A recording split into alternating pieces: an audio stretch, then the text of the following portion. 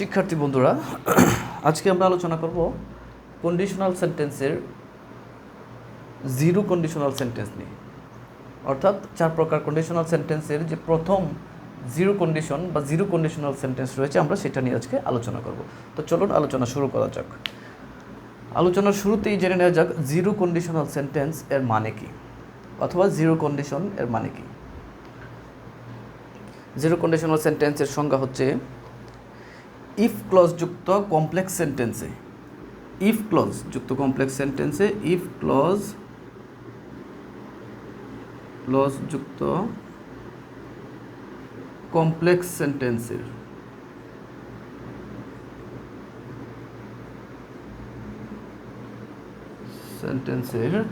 If clause যুক্ত complex সেন্টেন্সের দুটো ক্লজই যদি দুটো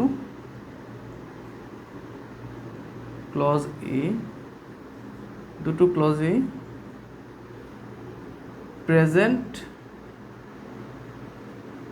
প্রেজেন্ট ইনডিফিনিট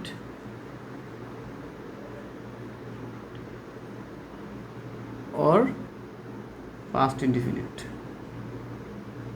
অর্থাৎ ইফ ক্লজ যুক্ত কমপ্লেক্স সেন্টেন্সের দুটো ক্লজই হয় প্রেজেন্ট ইনডিফিনিট অথবা দুটো ক্লজই পাস্ট ইনডিফিনিট টেন্সের হবে।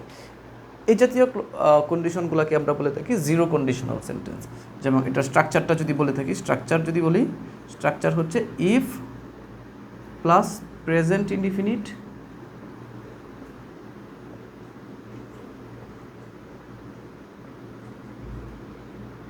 প্লাস পরের ক্লজটাও present indefinite.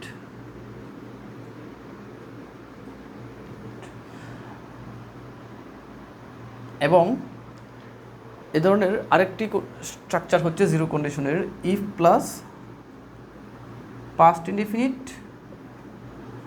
Plus past indefinite. অর্থাৎ ইফ ক্লজ যুক্ত কমপ্লেক্স সেন্টেন্সের একটা ক্লজ প্রেজেন্ট ইনডিফিনিট এবং পরের ক্লজটাও past present indefinite. Again if clause যুক্ত একটা কমপ্লেক্স সেন্টেন্সের একটি ক্লজ পাস্ট ইনডিফিনিট এবং আরেকটি ক্লজও যদি পাস্ট ইনডিফিনিট টেন্সের হয়, এই ধরনের কন্ডিশনাল সেন্টেন্সগুলোকে আমরা বলে থাকি জিরো কন্ডিশনাল সেন্টেন্স। চলুন এটার বৈশিষ্ট্যগুলো জেনে নেওয়া যাক এবং একটু উদাহরণ দিয়ে আমরা বিষয়টা একটু ক্লিয়ার করে দিই। জিরো কন্ডিশনাল সেন্টেন্সের ক্যারেক্টারিস্টিক্স বা বৈশিষ্ট্য কী কী আছে, যেমন বৈশিষ্ট্যসমূহ আমাদের জানা দরকার। সো আসুন জেনে নেওয়া যাক বৈশিষ্ট্যগুলো কী কী আছে। প্রথমেই বলি জিরো কন্ডিশনাল সেন্টেন্সের প্রথম বৈশিষ্ট্য হচ্ছে মূলত ইউনিভার্সাল ট্রুথ। এগুলো মূলত ইউনিভার্সাল ট্রুথ। এই যে এখানে যে এক্সাম্পলগুলো থাকবে মূলত সব হচ্ছে ইউনিভার্সাল ট্রুথ, অর্থাৎ চিরন্তন সত্য। এই চিরন্তন সত্যের উদাহরণগুলো বা যে এক্সাম্পলগুলো থাকবে এগুলো সাধারণত এই জিরো কন্ডিশনাল সেন্টেন্সের অন্তর্ভুক্ত। আরেকটি হচ্ছে সায়েন্টিফিক ট্রুথ, মানে বৈজ্ঞানিক সত্য।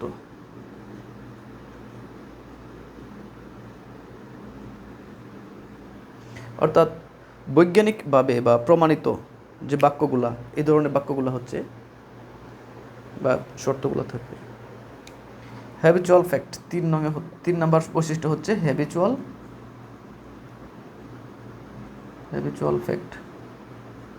অর্থাৎ হ্যাবিচুয়াল ফ্যাক্ট হচ্ছে অভ্যাসগত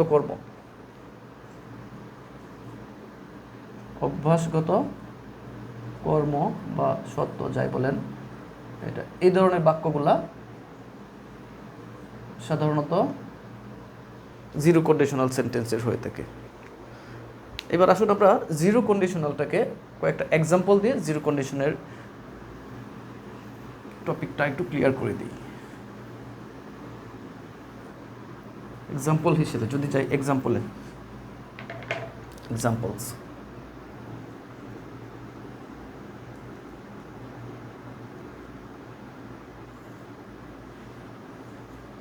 কন্ডিশনাল সেন্টেন্সের সংজ্ঞাটা আরেকবার মনে করি।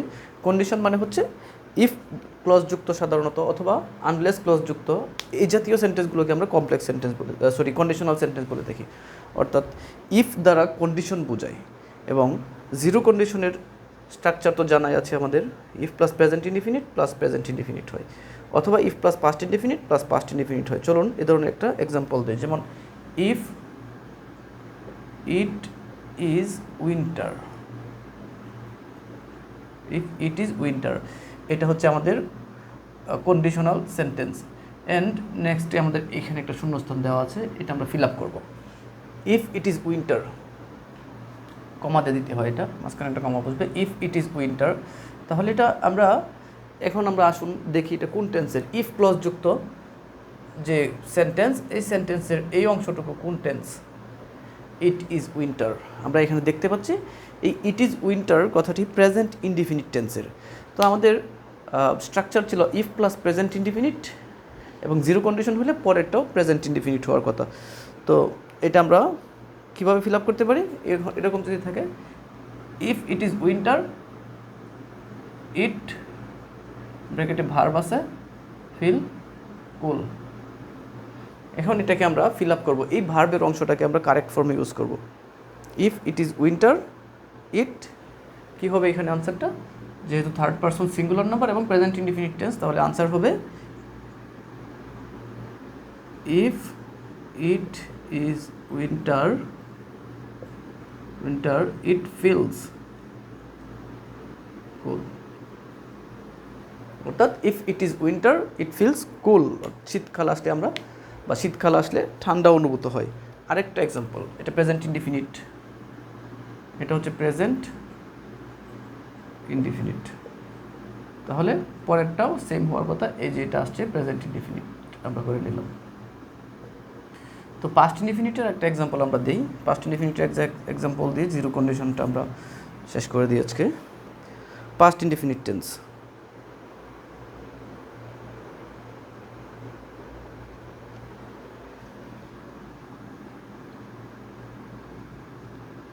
পাস্ট ইনডিফিনিট টেন্সে একটা এক্সাম্পল দিই, ইফ, যেমন ইফ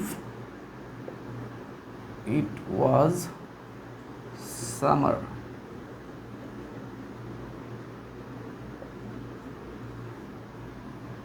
এখানে আমরা ফিল ভার্বটাকে ইউজ করব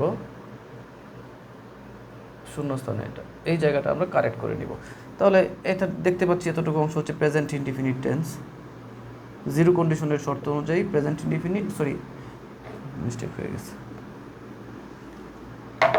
past indefinite.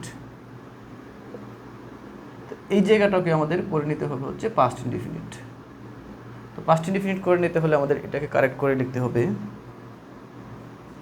If it was summer,